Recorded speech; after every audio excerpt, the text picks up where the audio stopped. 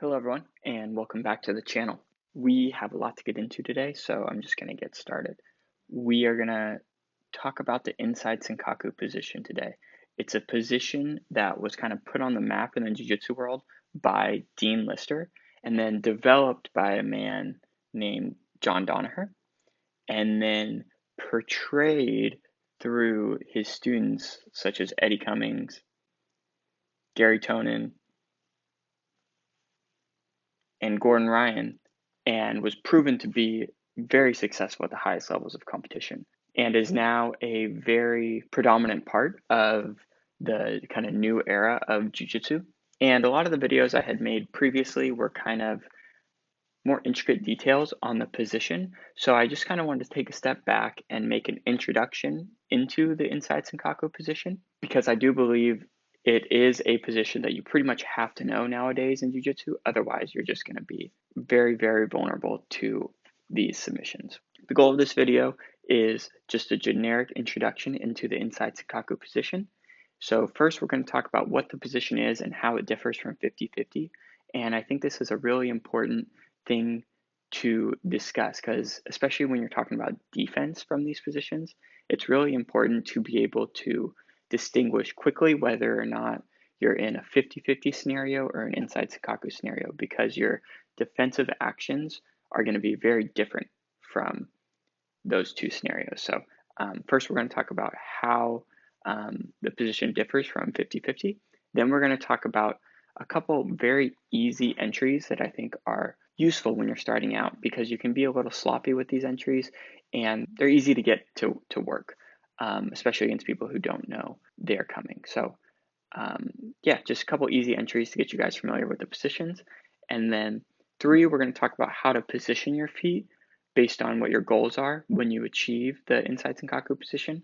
And then 4, we're going to talk about how to defend the position. So initially, I wanted to talk about the finishing aspect of the position as well as the defense, but I think just in an effort to make this video shorter, I'm going to just talk about the defense, and you guys are very smart people, so you'll be able to kind of indirectly determine what the offense should be from the scenario, or at least what the offensive goals are from the scenario. So let's get into it. So first, what is the inside Sankaku position? It is a position that has a lot of different names, right? You'll hear it referred to as cross ashi. You'll hear it referred to as 411. You'll hear it referred to as the saddle. I think inside Sankaku is the most appropriate name for the position, and that's because it is a cross ashi garami, but cross ashi garami is just an umbrella of position. So both 50-50 and inside Sankaku are a cross ashi position. And basically what cross ashi refers to is the way the leg is positioned. What I mean by this is, if you see here in this scenario, the right leg of Eddie Cummings is going across the body of his partner to her right hip. And that's typically to get an inside heel hook. So the right leg is going to the right hip. When you compare this to a straight ashigarami, the left leg in this scenario is going across the right hip. It's straight across the body. If this were a cross ashi position, this leg would be on the top hip here, but it's a straight ashi position, so it's on the bottom. Whereas here, the leg goes across his partner's body, so it's a cross ashigarami.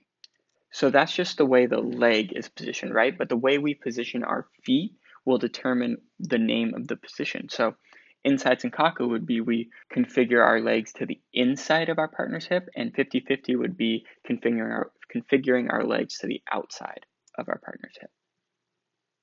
So we'll see here, Garry actively pulls his partner's body, or partner's foot, across his body. So now when he sits down, he'll have a choice.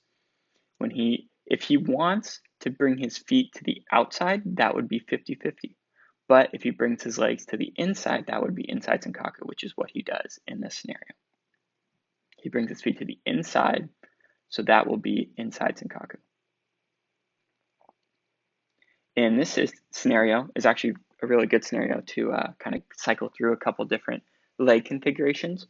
So you'll see Dean Lister here is starting, get this out of the way, he's starting in a straight ashigurami. We call this Urimi ashigurami. It's just like the entry position, or Marcelo Garcia famously uses it and calls it single leg X. So you enter into this position here, and Dean takes his foot out from the middle and throws it to the outside. So now his feet are configured on the outside of his partner's hip, and he's going to bring the foot from a straight ashi to a cross ashi position. So he brings the foot from his left hip to his right hip, and now he's in a cross ashigurami, but because his feet are on the outside, it's a 50-50 scenario.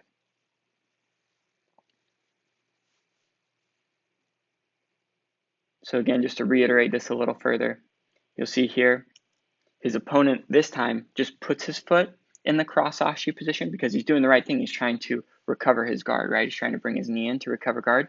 But that is something that Garry's kind of waiting for in this scenario, to sit himself into a cross ashi position. And he sits into the cross ashi, and you see his feet immediately go to the inside. And that is why it's an inside Sankaku. So just referring to inside Sankaku, saying okay, cross ashigurami, I think it's not wrong, right? It's just not completely 100% determining the position. So if you want to get technical, call it inside Sankaku. If people hear people call it cross ashi, they're probably referring to inside Sankaku. People typically just call it 50-50 when they're referring to 50-50. They wouldn't call it cross ashi, but just a little breakdown to hopefully make it stick a little better of what the position is and comparing it to 50-50 and how they differ. So 2, we're going to talk about a couple easy entries, and you'll see there's a bunch of elaborate entries that involve inversions and whatnot, and you'll be able to get pretty creative in the way you enter into inside Sankaku. But first, we're just going to discuss a couple easy ways that we can start off entering into the position. So this is kind of one of the classic entries into inside Sankaku that was very effective, especially back in the day when people were unfamiliar with the position. And typically it's done from a half guard scenario. And the prerequisite to this is that Garry has to free his knee. The one that's trapped inside the half guard needs to be free from the half guard. So you'll see here, he uses his other foot to help achieve that, right? His other foot was used as a butterfly hook just to free his knee. If your opponent has their top knee facing towards you, like it is in this scenario, his knee is pointing right towards Garry, it makes it very easy for Garry just to backstep his leg over, and now you're inside Sankaku. Not going to go too much into that. If you want to see it again, just kind of rewind the video, but it's a pretty easy entry. And a lot of times they're trying to like hip escape away, and it makes it very easy because when they're hip escaping, they're pointing their knee towards you, and that's when good time to backstep into inside Sankaku. So here we'll see another classic entry off of De La Hiva. It's a nice counter to De La Hiva. So if your partner likes to play De La Hiva on you and they kind of get overextended with that hook, you can take your hand and reach through and grab their leg and pull it a little farther as you backstep into inside Sankaku. Right, another kind of easy entry for you guys to play with. Now let's talk about where to place your feet once you get into the position. I already made a whole video on this, so I'm going to leave the link here. That's clickable here, but I'm also going to leave the link at the end of the video because I don't like it when YouTubers say like, oh, click this link here. When you're right in the middle of watching one video and then they don't give it to you at the end, it's just kind of annoying because you want to finish what you're doing, and then if you're interested, you can follow up with that separate link there. So because you guys are subscribing, it's unlocking more features for me to use to provide better content for you guys. So I do have the ability now to leave clickable links at the end of my video. So this will be one of those links that I'll leave at the end for you guys to follow up on if you want to learn more about where to position your feet once you end up inside Sankaku. But the gist of it is there are 3 primary configurations that all have positives and negatives associated with them, right? So this is kind of the standard one. It's kind of a compromise between security and mobility. This heist position here, where your feet are not crossed, but this leg is kind of tucked underneath to heist up, that is not the best for stability, but it's really good for mobility. And then this scenario here, it's called shoelace ashi. where your feet are triangled and your shoelaces are tucked underneath your opponent. That position is very good for stability, but not so good for mobility. So again, check out the link at the end of the video if you want to dive more into that. But we're just going to kind of breeze through that in this intro video. Now, let's talk about defense. And like I said, hopefully you guys will be able to use this portion to determine what to do from an offensive perspective as well. So the first thing that we want to do is we don't want to fall to this hip over here. By falling to this hip over here, we completely expose our heel to our opponent. And you can see Garry was like taking out his mouthpiece and stuff. He just kind of knows his opponent's not too familiar with the position, right? So when you compare that to the correct defense, which is turning the way to hide your heel. In this situation, Garry's opponent is turning to the incorrect side because the leg that Garry's attacking is this foot here, the one that is being grabbed. By his opponent turning to this hip over here, this foot is basically facing the ceiling, and if Garry is able to untangle this triangle, it's going to be a very easy catch on the heel, and it's going to end the fight very quickly, right? But Garry instead turns to hide his heel this way. So assuming that they don't already have your heel caught, if they already have a wrap on your heel, please don't do this right here. You're going to break your own leg. So if they already have your heel and already have a good bite on your heel, and you're watching this video as your introduction to heel hooks, just tap. Don't try and turn one way crazy, just tap. If they don't have your heel, don't turn this way to expose your heel to the ceiling. Turn to hide your heel from them to make it very difficult for them to grab. Now, the second thing we don't want to do is we don't want to triangle our legs. By triangling our legs, we're giving them the ability to control both of our legs very easy.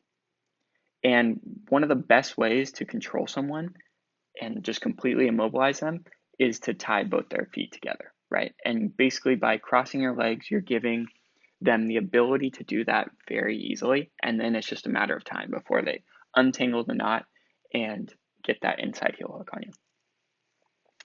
So instead of crossing your legs, what you should do is actually separate your legs. So you'll see here, Garry separates his legs, and he's going to use the secondary leg here as he rolls to push off of his opponent's hamstring to create distance and free himself from the position.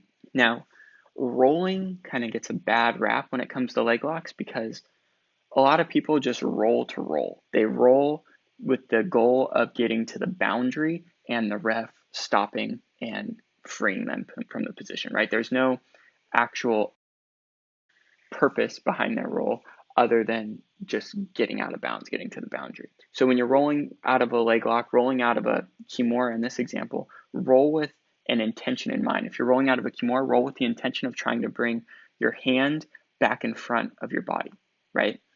When you're rolling out of a heel hook, you should be rolling with the intention to place your foot on your opponent's hamstring and give a good push to free yourself from the position, right? You shouldn't be rolling just to roll out of bounds. So 1, fall to the correct side. Don't fall to this side here, exposing your heel. 2, don't triangle your legs because that allows your opponent to achieve a position called double trouble and get control of both your legs and then work to untie them to get the inside heel hook. So you'll see here, as soon as Garry unties the knot here, the heel is facing the ceiling. It's very easy for him to wrap because his opponent turned the wrong way, and you get a really bad break there. And then again here, his opponent crosses his legs. Garry sits up, gets control of both legs now, and then it's just a matter of time before he unties the knot and gets to the inside heel hook.